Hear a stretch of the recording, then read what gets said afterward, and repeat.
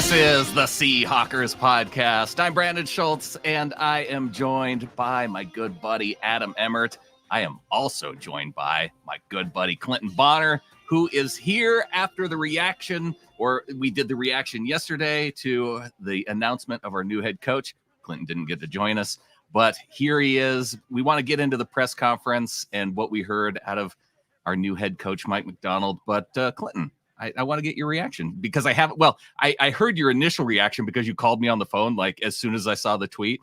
But I want to hear. I want to hear it like to the world right now. To the world, yeah, to everybody. So I'm in the limousine as this is the Seahawks podcast limo after the off season was over, so we could put the 3D printer down and take that because we leased that. Really, we didn't want to tell the world, Brandon. We leased that because it's tough to buy nowadays, right? So with interest rates and everything, so we put the money into the Seahawks pod limousine. I'm in the 88 Continental. I'm just back from SeaTac myself. Brandan, Adam, I am fired up about this. And there's one very simple reason. It's because the biggest issue we had was on defense. This guy's a defensive genius. He does things. The league's got to go chase us now. There were some interesting things that came up even the very beginning of that press conference today that kind of hinted at that. I know we're going to talk about it, but overall, I am very fired up. I think we absolutely nailed this part of it. Let's see how it goes from here. There's no guarantees, right? That's how life goes. But I love the hiring. I am fired up for Macdonald. It does feel like they nailed it, especially after hearing some of the opening remarks. There was that little bit of worry, and I mean, not a ton of worry because we've seen Mike Macdonald speak in press conferences before as a coordinator, but we've also seen guys who get into that moment, and the moment seems a little bit too big for them. Maybe there were like some moments that we could critique, but for the most part, I thought Macdonald kind of he nailed the press conference for the most part. Adam? Yeah, he really did. Composed, professional, even keel. That's basically what I got out of Mike Macdonald in this press conference. And really, I didn't expect to get any like nuggets out of this. And I'd be like, oh yeah, this is where we're going to do. This is what we're going to do. This is where we're going. All that stuff. It was all platitudes. It was all the same stuff that everybody says. All I was really looking for was for Mike Macdonald to not shit the bed in his press conference and have like an Adam Gase moment or, Sirianni moment or Jonathan Gase, all that stuff. Right. I just not that he easily passed that bar. And now we get to see what he actually does. And that will be the exciting part. And I think he's got a nice vision for the team. I am a little bit disappointed, though, that, and I don't know if you guys remember the scene in The 40-Year-Old Virgin where he goes, where Jane Lynch has like the whole wall of TVs with Mike Macdonald playing on a loop.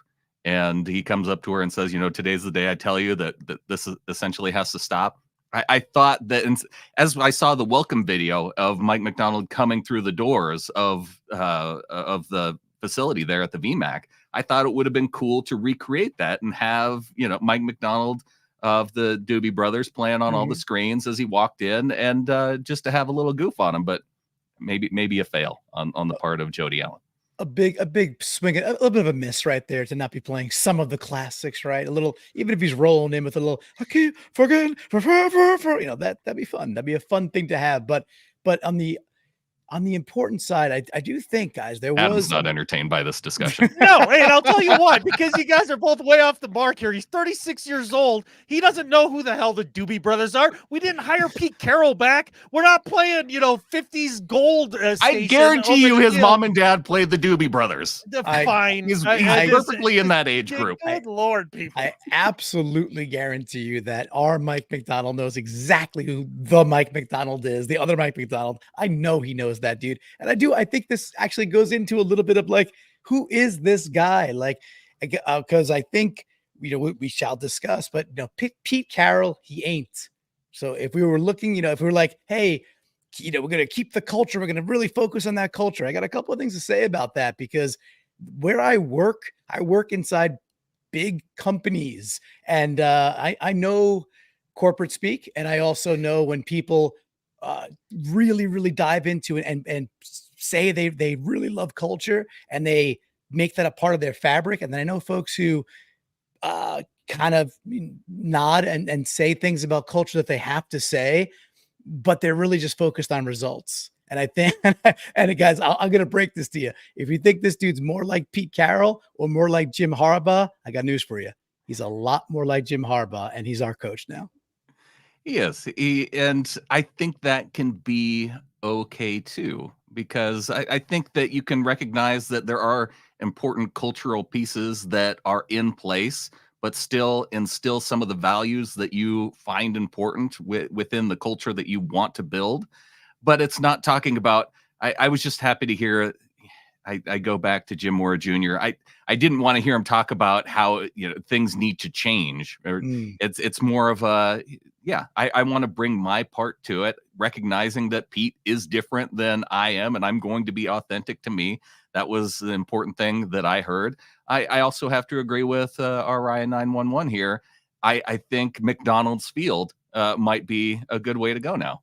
Absolutely freaking not. We are not going to be the value meal field. Okay. Like we're not doing that. We're not, they'll be like, hey, where are you going to play? We're going to go play at the number 6 without pickles this week. No, absolutely not. No. Michael Mathis coming in with the $9.99 super chat. I'm excited to see how Mike builds this team. I'm even curious to see if he'll see value in players like Mike Morris or Jarek Reed. He also needs to #establish the Bobo. he will. Bobo's a good player, and Bobo will find time on the field and find more time on the field, right? I have no. I thought Bobo had a great rookie year for where he came from.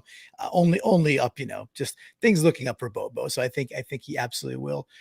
The parts about Mike Morris and Jarek Reed, like, well, heck yeah, right? I mean, like Mike Morris, we didn't get to see. However, I mean, he knows the dude. He saw the hug he gave that guy when he walked into the room, right? He literally coached him, and Mike Morris is a physical specimen, like a different type of player who might be good. We don't know. We kind of got red shirt here. We just don't know what's up. Jarek Reed, to me, when the whole season ended, I felt like the most robbed of that we didn't get him, because if he was healthy with everything that happened with Adams and everything else, we would have gotten like a healthy dose of Reed. And from what we saw, at least on special teams, like he brought his hat, and did his assignment, right? That was another big thing that I really thought was interesting, guys, was in the press conference, he talked about, look, I'm not into freelance football. He's not into people freelancing. It's like, no, a little bit of, he didn't say it, but a little Belichickian, right? Of like, hey, do your job. Know what your role is. Trust the person next to you that they'll know, and they'll be accountable and responsible, and do your job and don't go freelancing. I thought that was a really interesting thing. And I think like a Jarek Reed could come in and do a job next year. So just to answer Michael's part there, I think he's, I think it's a cool question, but I think Jarek Reed's going to be a big player. I hope. Adam, what do you think, dude? Sure, maybe. We didn't see enough of Jarek Reed to be like, oh yeah, for sure. That's somebody that Mike, because it's not Coach Mac, it's not Coach Mike, it's just Mike. He made that clear. If he's a player that Mike can work with and has the traits and everything that he's looking for, I think it's wild speculation. Who the hell knows? And I think one of the things I took away from this press conference is I couldn't take away much from the press conference, because I could sit and listen to a Pete press conference and parse out Pete and, get all the subtleties and the subtext and all the things that he's trying to get across in that press conference. I can't do that at all yet with Mike Macdonald in any way, shape, or form. I would, considering that he was a part of that Michigan Wolverines team, although he played him outside on the end rather than inside, like Pete wanted to play him. We'll see what that looks like. Pete had asked him to gain weight and all that. Who knows? But you mentioned the assignment football thing, Clinton, and I really liked his explanation of that entire thought process. He was like, look, we do lots of complicated things. Mm-hmm. I boil it down so it's simple for the player. So while we may have a big, complicated scheme, your particular job is simple within that complexity and make it easy for them. And then we're going to explain the why to everything. I think a lot of coaches just tell you to do stuff and you're just supposed to do it. That would not work for me as a human. If you don't give me the why, you ain't going to get crap from me. Like I need to know the why. And once they know that and they really understand what you're going for, that's how guys can stay on assignment and really play quick and aggressive, just like Mike Macdonald likes. I that part fired me up. Yeah, the calmness, the sense that you get, the seriousness you liken him to. I'm not sure which Harbaugh, but either one, I suppose.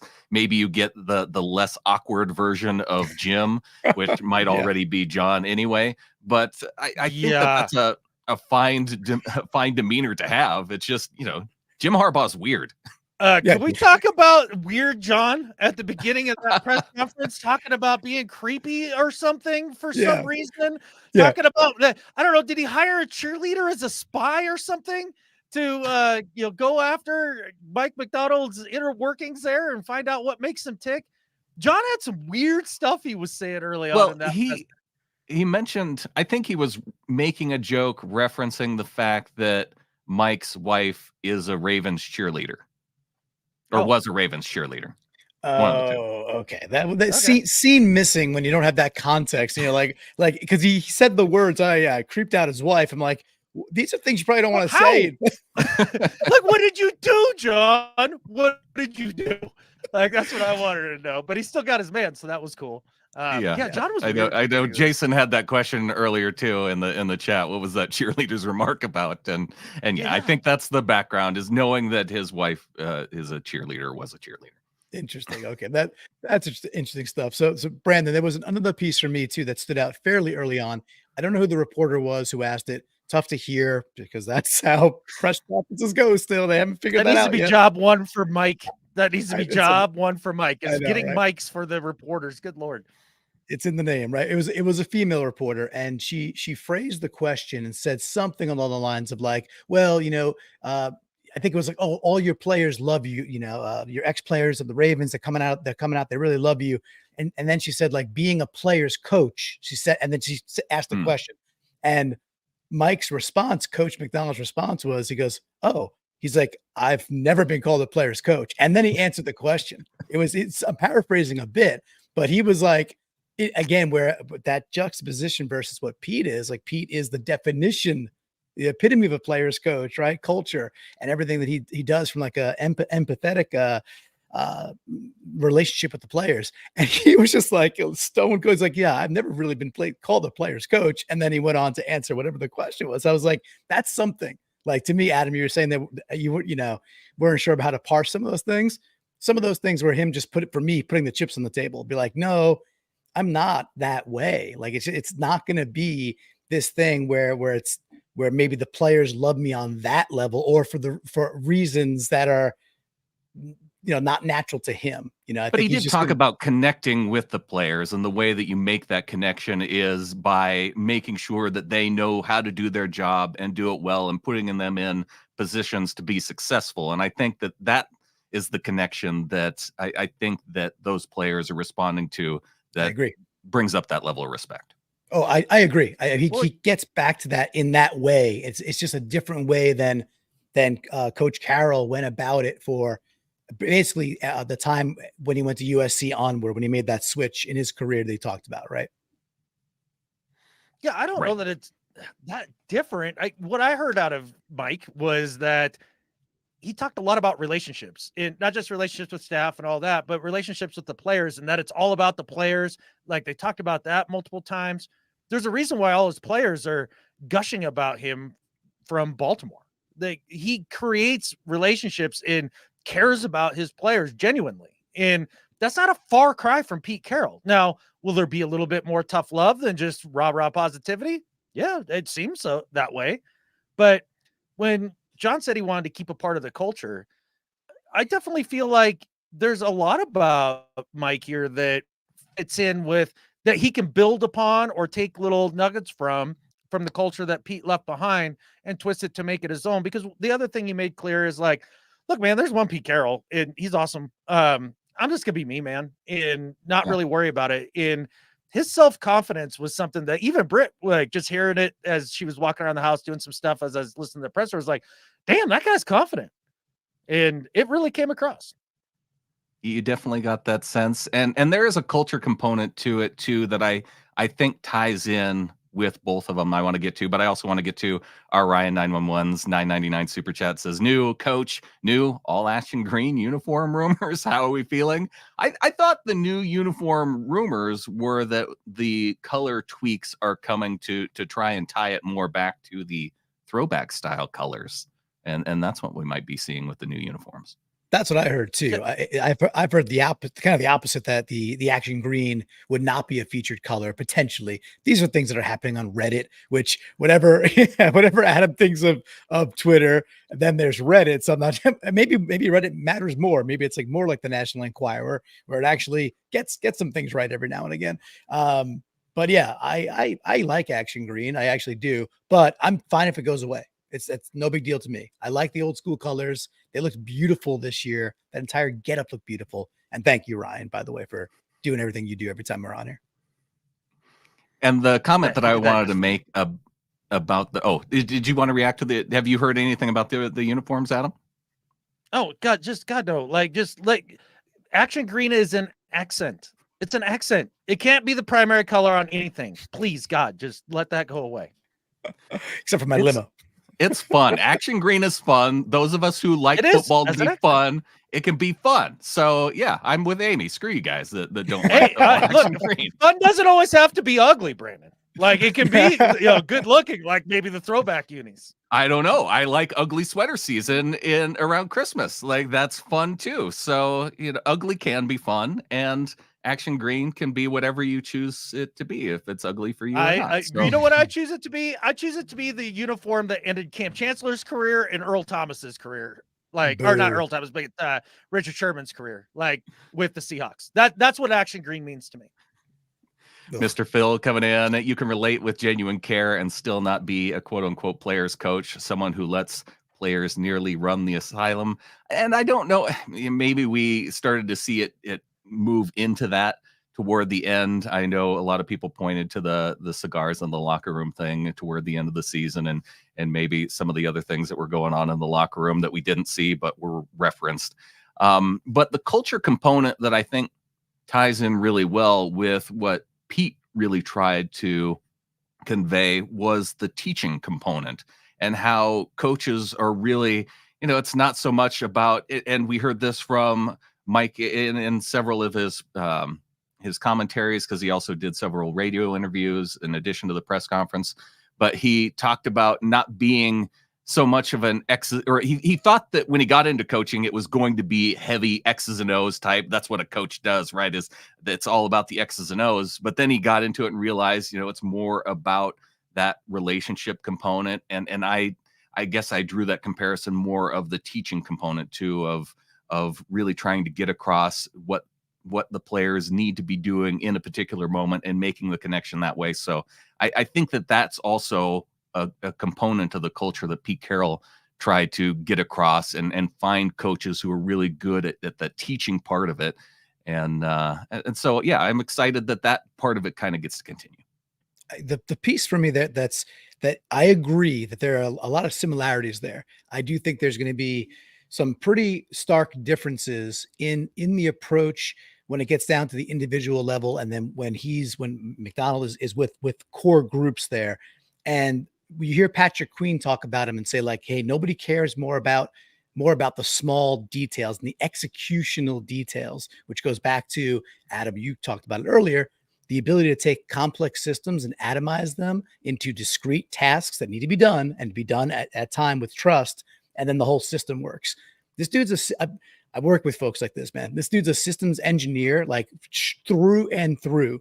And his culture, it's a different type of culture. It will care, but he cares about the machine working flawlessly, because that's what it takes for this to go. And this is not a bad thing. It's just different. It's a different touch than what Pete's going to bring to the table.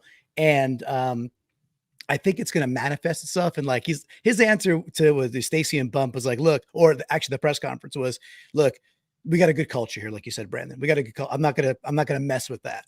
And again, for me, that screams someone who just goes, that's not what I really care about. What I care about is accountability on individual levels. And then when we get that, we're going to have a culture of winning. We're going to have a culture of like doing things really, really crisply, because we know our stuff. It's just a different type of culture. I'm telling you, dudes, it's going to feel a lot different. Not to say good, better. I'm just saying it's going to be wildly different than what Pete brought to the table. That's my first interpretation after seeing Macdonald. We need to go back to more of the surface level things like Gambling Goat is talking about here. Are we just going to gloss over the fact that Macdonald was wearing an athletic hoodie under his sports coat, styling? He did explain. He explained how this happened. Apparently, he was trying to coordinate with John in terms of casual versus business, and they got that a little bit mixed up. And because I think we saw at the actual signing that John was in a hoodie, like a literal hoodie, while Mike was in a suit. I don't think he was wearing a tie though, so it was relatively business casual. And then they ended up not being able to coordinate because John goes with the sport coat with the unbuttoned shirt, and then he goes with the hoodie, but then throws on the jacket, I guess, to make it a little more formal. So yeah, I think that's how that happened. Yeah, Adam, what do you think? What do you think about that look, Adam? I think we saw it a little bit from some players this year. Do you like it, or are you anti jacket with the hoodie? Okay, well, one, the last coach to be famous for a hoodie was a pretty darn good one, so I'm excited about that. That seems to bode well. Secondly, the jacket hoodie combination. Look, there's one thing that is just completely unnecessary in that combination, and that's the stupid jacket. I do not understand suit jackets. They make no sense to me. They're not particularly warm. Like, what in the world is the point of a suit jacket? It's fancy for fancy's sake. It's stupid. He should have just gone with the hoodie, and it might have even been better. But it also kind of points to a little bit of that whole youth movement thing as well, which, that's what they're looking for. They're looking for a change. And, Clinton, you were talking about the culture being radically different. I really don't see it that way. I think it's going to be maybe like 30-40% of the same, another 20 or 30% that's tweaked a little bit, and then the last remaining bit there being like, oh, that's quite a bit different. I think it's going to be sterner, but in terms of just when I heard Mike talk about networking and what that was like for him, and what types of things he's looking for, or John was talking about the type of networker that Mike was in relationships and all of that stuff. That's all fundamental Seahawks stuff that's been in the culture ever since Pete Carroll arrived. And I think that that will continue on as well. I don't see it as being a radical departure. And time will tell for sure. And that's just an interpretation, right? And it's a heavy bias from my experience in corporate world. And I can parse out different folks, I think, fairly easily at this point. And and I think they are both valuable is the whole thing. And they both can lead very successfully. Pete's done it, and now Macdonald will get a chance to do it his way. I do want to say with the hoodie jacket, there's two things. The hoodie jacket, Andrew Whitworth rocked that all year long on Thursday Night Football. Like, that was his thing. And he looks good. He fills it out. He looks pretty good. Looks comfy. To your comment about the suit jacket in general, like, why? It's military, man. It's like young men get out of the military. What do? You put them in a suit. A suit is it's a uniform, right? And it's corporate trying to make you look the same, right? This goes back to the whole thing of like 20s, 30s, industrial. It's just to make people look the same, Adam. So it's not for warmth. Okay. It is to put them in a uniform way. That's where it comes from. It comes from the military, right? So double girl roast. That's all I got to say about that. But that's where it comes from. You wanted the answer, and that's not for warmth. You're right. Yeah, I just like the idea that he was like intending to go with the hoodie, and that's it for the initial press conference. I like his instincts there, and yeah, maybe he messed up by throwing the jacket on and having that addition. But we can critique that part of it too. Still the most handsome coach in the NFC West, Brandon. He's still the most handsome coach in the NFC West. We nailed it there. We did nail it there, so that's important. And because I think maybe if they had gone Ben Johnson, they'd still be in that running. But after that, it was pretty stark drop off. At least not. There would be a competition. Now there's no competition. Yeah, and also in the jacked category, I saw that earlier too. I forgot who put it Yeah. on screen, but now McVay versus Macdonald. I don't know. They're both pretty. They're both pretty goosed a little bit. So that'd be interesting to see who could put up 225 a few if more you wanted times. to beat McVay in a fight, you just rub your hand on the top of his head and smear the hair gel in his eyes, and you could be able to take him out in a second. There was a comment in the chat that I did want to get to about because there is some concern around the risk of hiring a young coach and seeing massive success. And I can think of a couple names in terms of coaches that got in at a young age and then continued to have sustained success throughout their NFL career. The couple names that come to mind: Sean McVay, obviously, the guy in our division. Crazy that he's just 37. So he, even though as long as he's been in our division, he's still on the younger side of 40. And now Macdonald, the youngest coach. Mike Tomlin, another Mike, who came in, relatively young guy, and has continued to have success in Pittsburgh. And I'm sure you guys probably can. There's probably others that I'm just not thinking of, but yeah, I think it's possible, but it is a risk, right? Yeah, I sure it's a risk. I don't know. I don't look at age as some predetermination of the experience you need now. It's you could be, certainly there's things that I've learned, whatever, in my career that I just didn't know before. I had to learn some things the hard way.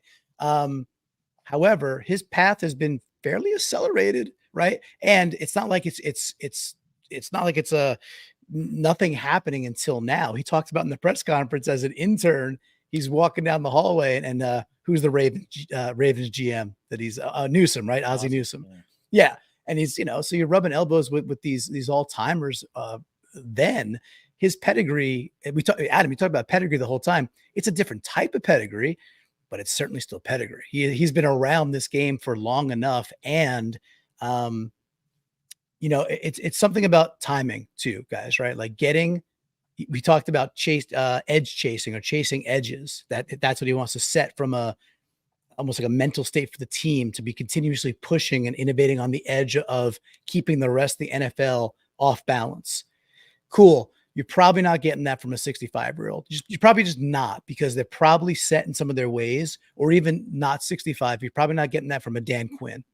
And you didn't even get that from a Robert Saleh. Like Saleh came in and he has the way he does it, which is a kind of a Pete ball. Like we're going to line up. We're going to be better than you. We're going to keep it pretty darn simple. And it's effective when you got the bodies. And I think what Macdonald is trying to show is that you could be very effective with, a more flexible, a flexible band of brothers out there. And we'll see if that repeats itself with the Seahawks as it did with the Ravens. But yeah, I'm not worried about the age, guys. I'm really not. I don't think it's advantageous or a disadvantage. I just think he's a dude in the moment, and he's setting standards for NFL defenses right now, and he's our guy right now. And I think that's a good thing. Yeah, I don't think the age thing. Boy, this thing has been blown out of proportion so much. I mean, we've heard almost everybody come on and be like, "Oh, we've gone from the oldest coach to the youngest coach," and it's something to say, and I get it. Like, I understand that and everything, but in terms of, well, is he too young? Well, I don't know. Has he had success everywhere he's gone? Oh, he has. Did he learn how to do this under the Harbaughs, who are inarguably great coaches? Yeah. The last 2 years, at the highest spot that he has achieved to this point, did he kill it? Yep. I mean, if all of that comes together, along with 10 years perfecting your craft and getting to however many thousands of reps it is that Malcolm Gladwell says you need to have mastery, like, he's there. Just listen to him talk. This guy is not over his skis, like, in this moment. You see so many dudes that get hired and they get that Adam Gase look, right, through that first press conference. And he's just kind of like, yeah, no, here I am. We're going to do some cool stuff. And sometimes I get a little monotone. I'm going to have to watch that. But Yeah. other than that, it's going to be good. And yeah, the age doesn't worry me at all. I do think, Clinton, you talked about once you get to a little bit older as a coach in setting your ways or in any profession, It is hard to be innovative, right? And so all your experience at some point becomes a negative because things have changed so much around you. And especially in the last couple of years, it feels like, especially with younger players and connecting to them, that's where I think the age matters. I think that's changed a lot in the last couple of years. And I think that's going to be super helpful for Macdonald. Mm. And I don't know if the truth is, I know it saying Mike isn't too young, he has too little experience. And I guess I have to question, at what point do you know that you've had enough experience then to run an organization? Like how he's obviously been a coordinator now at a couple of years at the NFL level. He was a coordinator at the college level. So he's had experience and he's had success over these last 4 years.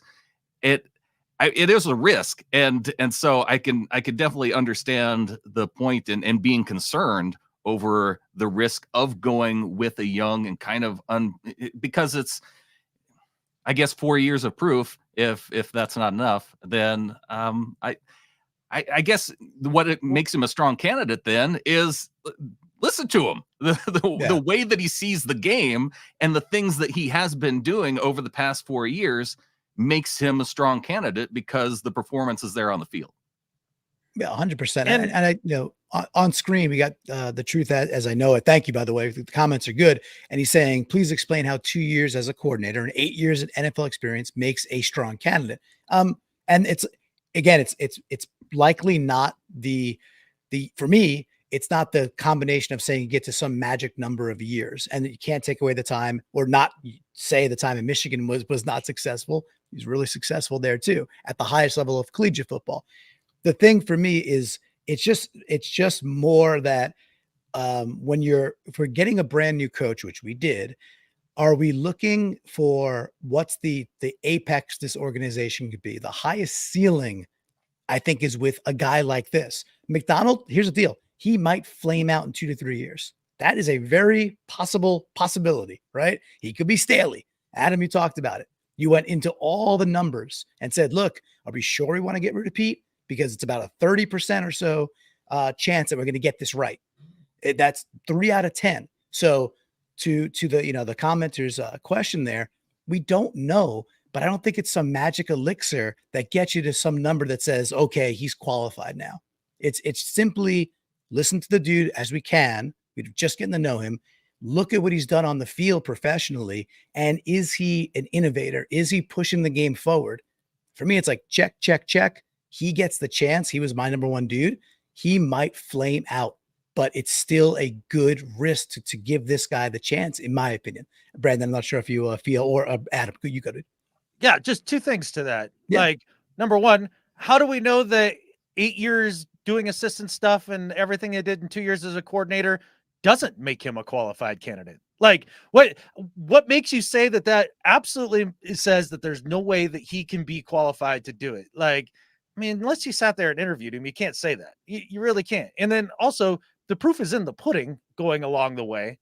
And what makes him if I'll tell you, the eight years and then 2 years being a coordinator, you put all that together and that makes a strong candidate, not because I say it, not because Clinton says it, but the league has spoken. Like, he was somebody that was in high demand. That is without doubt. So he's a strong candidate. Like, there's no two ways to parse it. It's just, it is what it is. Now, guaranteeing success, just as Clinton put it, can't do it. This could be a total disaster, a rolling dumpster fire. And I don't think it's going to happen, but it might. Yeah.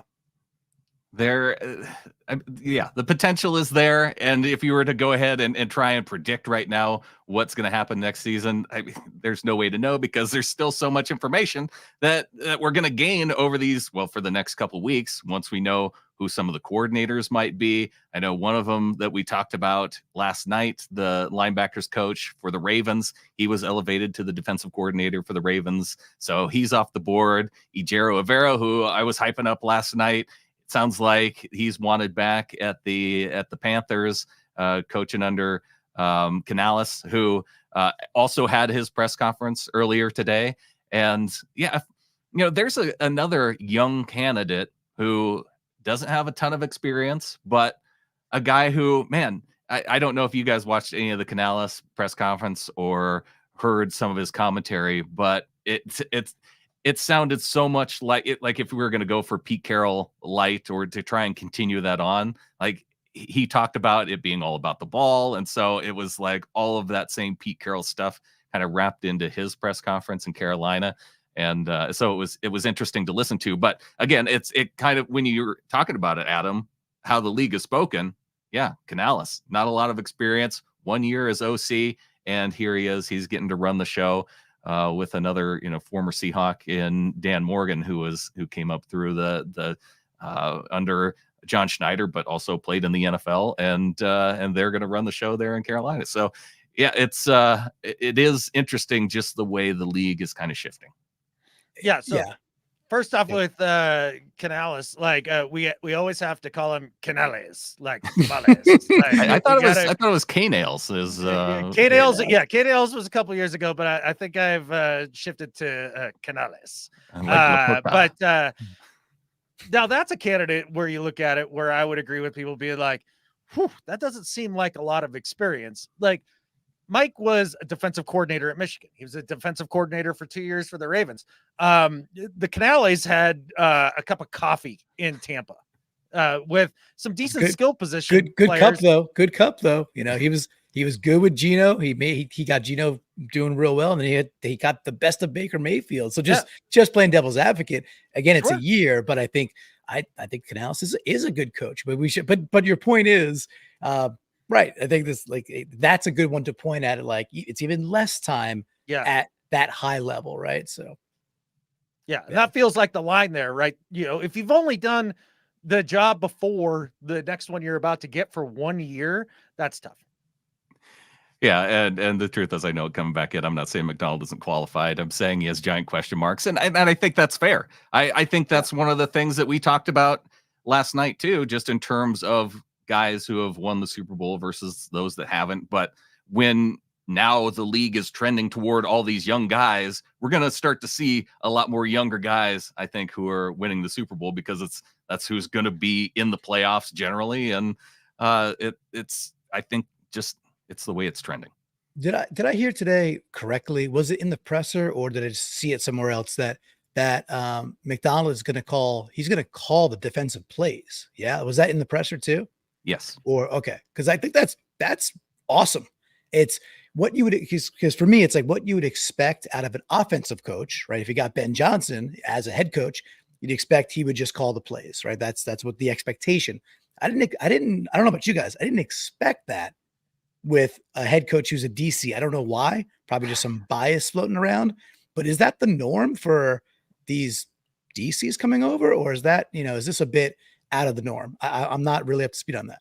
I think it probably depends on the coach, because even in the press conference, he explained, as of right now, well, one, he doesn't have a defensive coordinator on the staff. So he talked about it saying that I intend to call the plays or plan to call the plays. And then once I have a guy who is here that I know who can take on that duty and we are in sync and is that sort of guy, then I can focus more on the head coaching and because I am the head coach of the team. Yeah. But for now, the plan is that he's going to be calling the defense. So what do we think? I think makes sense. Yeah. But do we like that? Do you like that? Or would you rather have him bring in a DC sooner that he feels he could pass it to even year one? Did you just Kirk Cousins me? Yeah, I like that. I do. I do like that. Look, you're going to hire a guy who's a guru on one side of the ball or the other.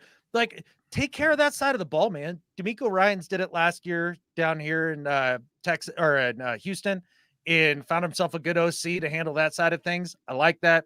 And to Brandon's point, he did kind of say, look, I'm probably going to call him, but if I bring in a dude that I like and that I know can do it, then I'll let him take care of it. So one of the things that I took away from a lot of what Mike said is that he's not super stuck on any one way.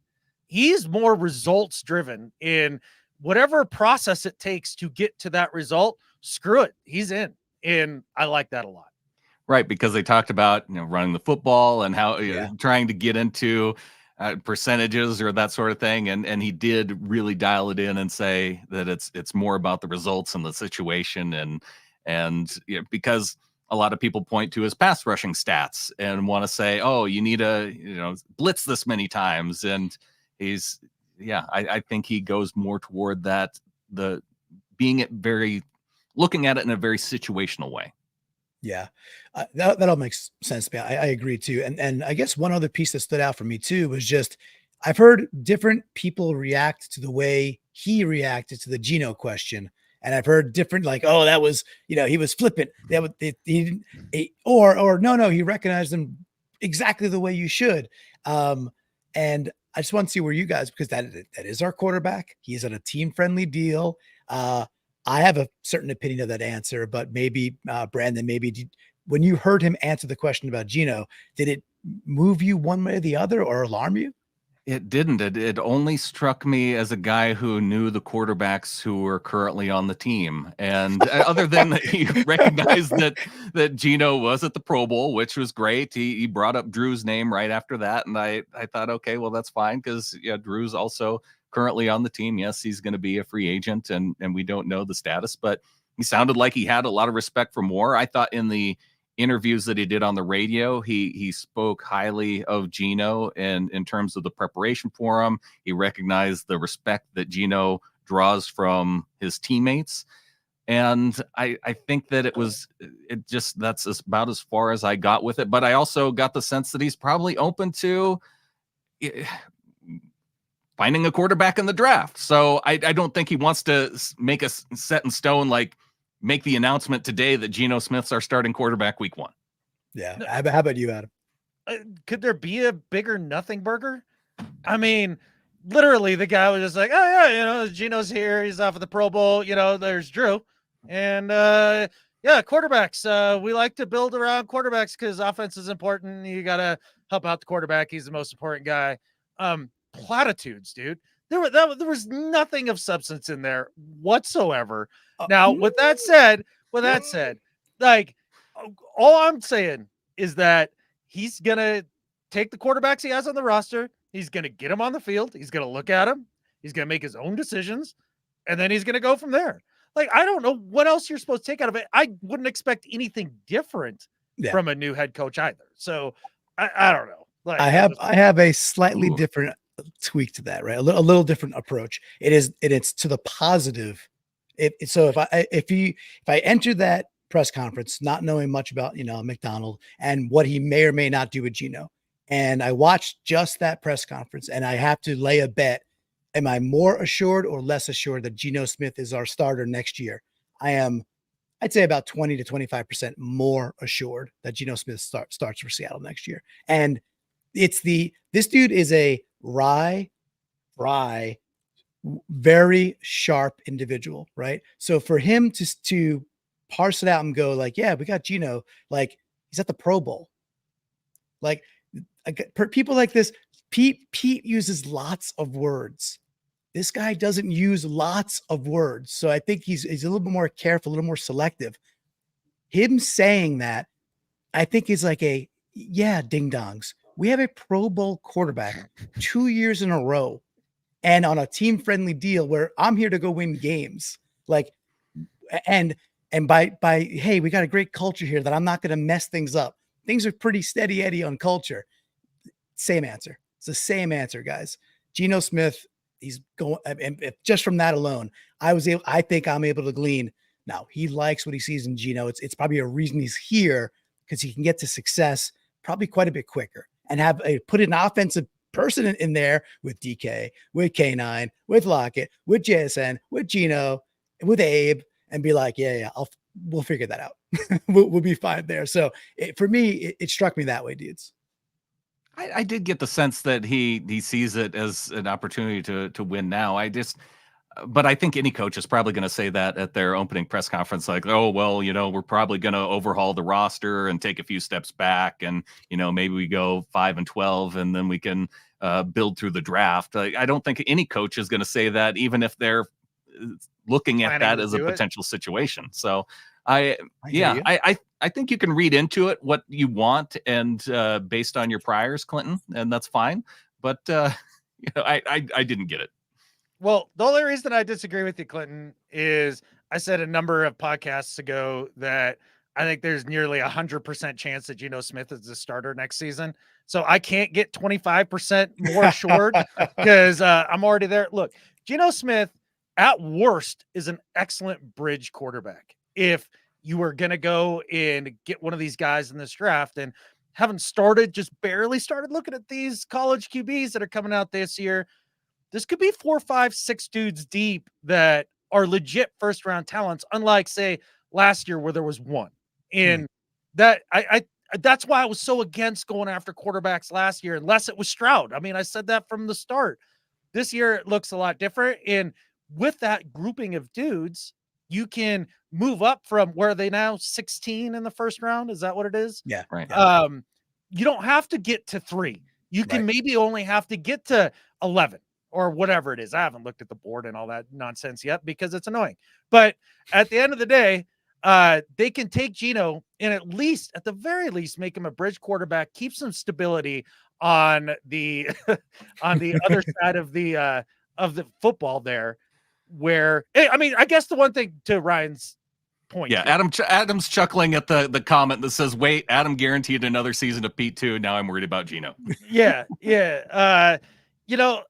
They could trade Geno. That's about the only way that I see that they don't go this season with Geno. But man, keep him around. Tutor the young buck, man, like for a year. Do the Alex Smith thing with the Mahomes. Like, I just think he's the perfect dude for that. And if you can't get that quarterback, then he's the perfect dude to potentially take you to the Super Bowl anyways. Yeah, I agree. Yeah, Brandan. So that was it for me, guys. I don't know that there was much more to glean from that, but I thought there were some nuggets. I think this dude's I think he's a serious individual. That's what I think we got. And I think we got a very serious individual who will connect with players in a different way than Pete did. And again, it's okay. I think it'll be a net positive. And frankly, I'm just excited to see this brand of football. I know we have the whole off season. I know we got the draft and we got to fix some things. We're going to have gaps, free agency, everything. It's going to be a fun offseason though, dudes. It's going to be learning about the Senior Bowl, learning about the Shrine Bowl, then getting into all the picks and having EJ on the pod, Brandan and others. This is going to be a blast, man. But once it starts to get time to form up in like August, and then we start to see what this could look like, even as vanilla as it might be. I'm just excited about this pick, guys. Very, very excited.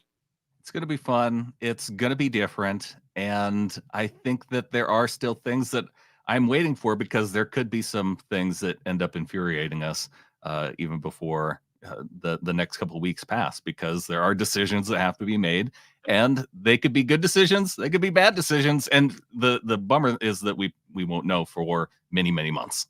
Yeah, we got a little time.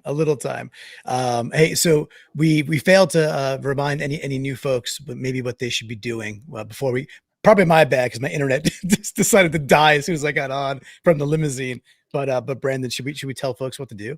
Yeah, if you're just tuning in for the first time, be sure to subscribe to the show out on YouTube if you haven't already. You can also find us on any of the podcasting platforms. Just search for the Seahawkers podcast. And that way you can get those episodes audio only, if that's the way you like to listen, and get them in your podcast feed as soon as they come out. And if you've been around, you want to help support the show, getintheflock.com. That way you can help support the show. We have a Discord, and you can get in there. And it's just a fun way. We all chat and through the Discord in the off season. And just a fun place to be. So getintheflock.com is a good way to find yourself there. You betcha. And if you could do that for us, it would help generate a little revenue so that we can bribe Clinton's local internet guy to fix whatever's going on there. That'd be very helpful for us. Well, I told you guys, we have zero-sum internet somehow, some way between 3 different geolocations. Yeah. Now that Adam has gotten better internet, it had to come from somewhere. That's right. This time it's me. So it's just what it is. The laws of thermodynamics also apply to the internet. That's it.